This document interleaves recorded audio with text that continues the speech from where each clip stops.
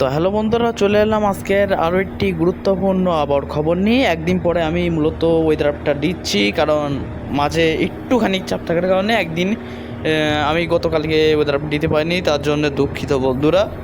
তো আমরা আজ 1 জুন, আমরা বলছিলাম যে ঘূর্ণিঝড়ে আর কিন্তু সম্ভাবনা নেই, কোনো ভয় নেই লঘুচাপে। তবে এই মাসে 15 বা 14 তারিখ পরে এমনি নিম্নচাপ বা স্বাভাবিক লঘুচাপের কারণে ভারী বৃষ্টির সম্ভাবনা আছে।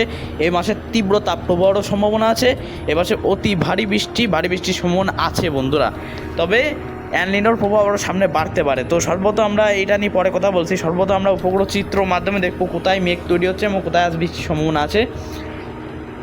তো আমরা মোটামুটি দেখতে পাচ্ছি যে হ্যাঁ, বৃষ্টিপাতের সম্ভাবনা আছে। কোথায়? ঢাকার ওই দিকে, ঢাকার ওই যে কিশোরগঞ্জ, কাপাসিয়া, তারপরে এখানে আমরা দেখতে পাচ্ছি শেরপুর, তারপরে আমরা দেখতে পাচ্ছি শ্যামনগরের দক্ষিণে সুন্দরবন, বরগুনা, মনপুরা, চট্টগ্রাম, ফটিকছড়ি, হাটাজারি, খাগড়াছড়ির দিকে হতে পারে পরবর্তীতে। তবে আমাদের বাংলাদেশের খুলনা, যশোর, কুষ্টিয়া, লোহাগাড়া, পশ্চিমাঞ্চলে পুরো খালি, এবং রাজশাহী, মেরপুর, চুয়াডাঙ্গা, রংপুর, তারপরে এখানে রংপুরের দিকে হলেও হতে পারে। তবে পশ্চিমবঙ্গেও কিন্তু পুরো ফাঁকা দেখছি, কোথাও মেঘের বা বৃষ্টির সম্ভাবনা নেই। তবে বসিরহাটের দিকে হতে পারে, কলকাতার পূর্ব দক্ষিণ ভাগে, মানে এক কথায় বলা যায় যে সাউথ 24 পরগনায় আমরা দেখতে পাচ্ছি। এবার আমরা আস্তে আস্তে ভিডিওটি ফুল কন্টিনিউ করে স্কিপ করে, না হলে আমার এই সামনের যে দিনগুলোতে কেমন আবহাওয়া থাকতে পারে সেটা বুঝতে পারবেন না বন্ধুরা। দর্শক বন্ধুরা, আমি আপনাদের আজকে সর্বপ্রথম বৃষ্টি বজ্র মোডে নিয়ে দেখাবো আজকে কোথায় ছিটে ফুটা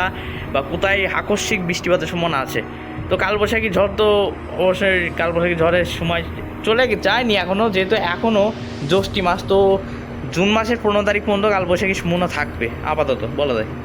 তো আমরা দেখতে পাচ্ছি বাংলাদেশে কোথাও আজকে বৃষ্টিপাতের সম্ভাবনা নেই। তবে ক্ষুদ্র ক্ষুদ্র মেঘে বাংলাদেশের ঢাকার দক্ষিণে, ঢাকার উত্তরে, ঢাকার পূর্ব ভাগ, সিলেটের পূর্ব ভাগ, দক্ষিণ ভাগ, চট্টগ্রামের উত্তর ভাগ, দক্ষিণ ভাগ, ফিরোজপুর, বরিশালের দিকে বৃষ্টিপাত হতে পারে ছিটে ফোটা, এবং পশ্চিমবঙ্গেও কোনো রকম ছিটে ফোটা বৃষ্টি হতে পারে। মেঘ ক্ষুদ্র ক্ষুদ্র মেঘ তৈরি। আগামী 2রা জুনেও দেখতে পাচ্ছি বৃষ্টিপাতের সম্ভাবনা নেই। 3রা জুন থেকে মোটামুটি ওই একদম হালকা মাঝারি বৃষ্টিপাতের সম্ভাবনা আছে সারা বাংলাদেশের দক্ষিণাঞ্চল, পূর্ব অঞ্চল, মধ্য অঞ্চলের দিকে। ঠিক আছে বন্ধুরা, এক কথাই বলা যায় আমরা জুন মাসের 4 তারিখে দেখতে পাচ্ছি, হ্যাঁ জুন মাসের 4 তারিখে কালবৈশাখী ঝড় বা তার সাথে আকস্মিক বজ্র বৃষ্টি হতে পারে দুপুর 1টা থেকে 3টার মধ্যে। তো এই বৃষ্টিতে আপাতত এখন ভেজলে হয়তো কোনো সমস্যা হবে না ইনশাল্লাহ।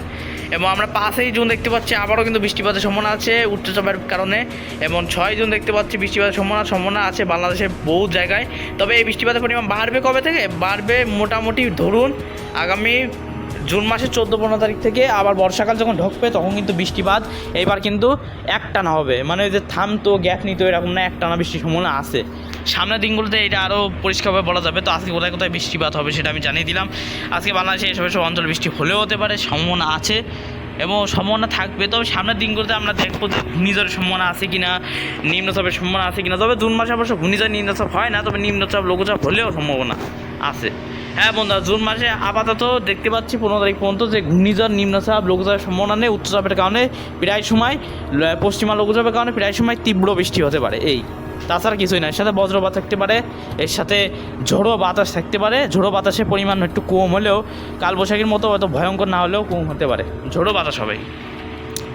আমরা বললাম বৃষ্টি বজ্র কোথায় কোথায় হবে। এবার আমরা চলুন সরাসরি তাপমাত্রা মোডের খবরটা জানাই দিই। তাপমাত্রা তো আমরা জানেন যে কত খারাপ এখনকার তাপমাত্রা যদি বাড়ে, সূর্য জুন মাসের 24 তারিখ পর্যন্ত উত্তরায়ণ হতেই থাকবে, মানে উত্তর দিকে আস্তে আস্তে যাবে।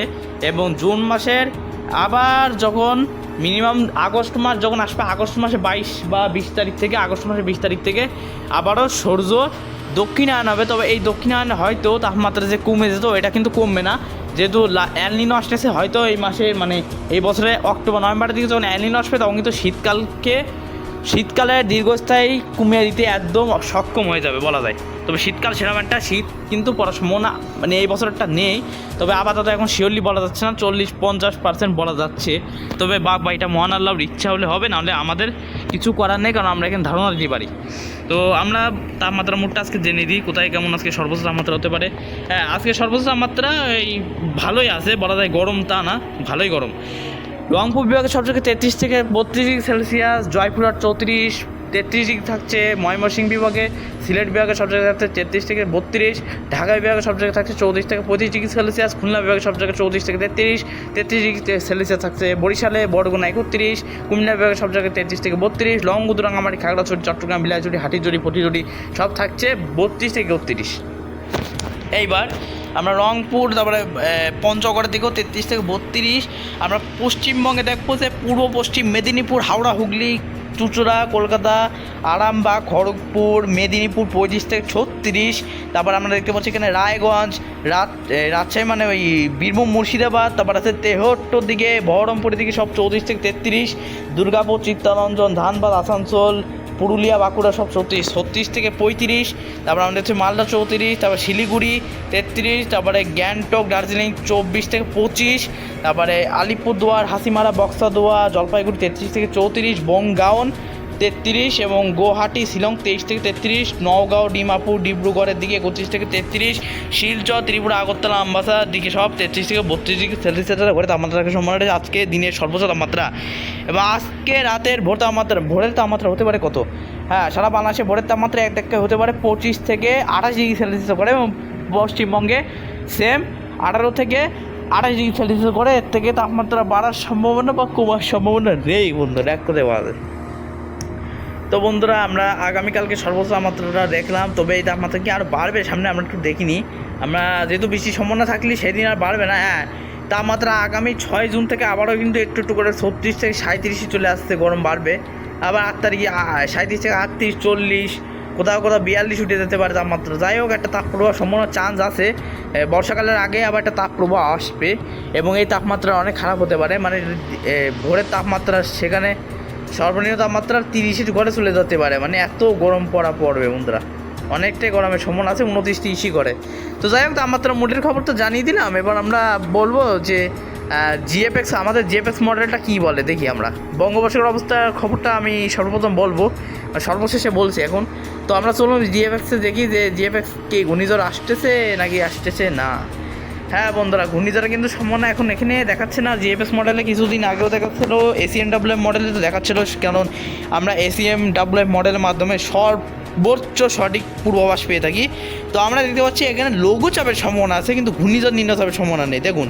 তো জিএফএস মডেলে একই বলছে, এসিএমডব্লিউ মডেলের মতোই বলছে আর কি। তো এটা নিয়ে আর পেন নাই বা প্যারা নিয়ে লাভ নাই। তো আমরা এসিএমডব্লিউ মডেলটাই দেখছি, একই। তো বন্ধুরা, আমি বলে দিই, আজ থেকে শুরু করে জুন মাসের 15 তারিখ পর্যন্ত বঙ্গোপসাগরে লঘুচাপ নিম্নচাপের সম্ভাবনা নেই। তবে আপডেটে যখন তখন পরিবর্তন হতে পারে, কারণ যখন তখন পরিবর্তন হলে আমি তাৎক্ষণিক পূর্বাভাসের মাধ্যমে জানিয়ে দেবো। ইনশাল্লাহ সাথে রাখবেন, এবং আপনারা যারা ট্রলার, নৌকা যা আছে মাছ ধরতে যেতে চান তারা অবশ্যই সমুদ্রে যেতে পারেন, কোনো সমস্যা হবে না ইনশাল্লাহ। এবং বৃষ্টিপাতের সম্ভাবনা আছে সামনে, সুখবরও আছে এবং দুঃখের খবরও আছে। সেটা হলো এল নিনো আসতেছে এই বছরই, এবং 2027 সালে যাই না কী অবস্থা হবে আমাদের বাংলাদেশ, পশ্চিমবঙ্গ এবং সারা বিশ্বে তুলকালাম কাণ্ড ঘটতে পারে। এই এল নিনো যেটা সবচেয়ে গরম এবং উষ্ণ নিয়ে আসে, কোনো শীত থাকে না এতে, এটা ওটা গরম অনাবৃষ্টি থাকে। মানে এতে বৃষ্টি হবে না, কিন্তু গরম তাপমাত্রা মরুভূমিভূত অবস্থা হতে পারে, সম্ভাবনা এখনও আছে। তো বন্ধুরা, আজকে ভিডিওটা এবং আপডেটটা এখানে শেষ করছি। অবশ্যই কাজে লেগেছে, সঙ্গে থাকবেন, সাবস্ক্রাইব করে লাইক, কমেন্ট, শেয়ার করবেন, এবং আপনি কোন জেলা থেকে আমার আবহাওয়ার খবরটি দেখছেন অবশ্যই কমেন্ট বক্সের মাধ্যমে লিখে জানাতে ভুলবেন না। তো সবাই ভালো থাকবেন, সুস্থ থাকবেন, ধন্যবাদ।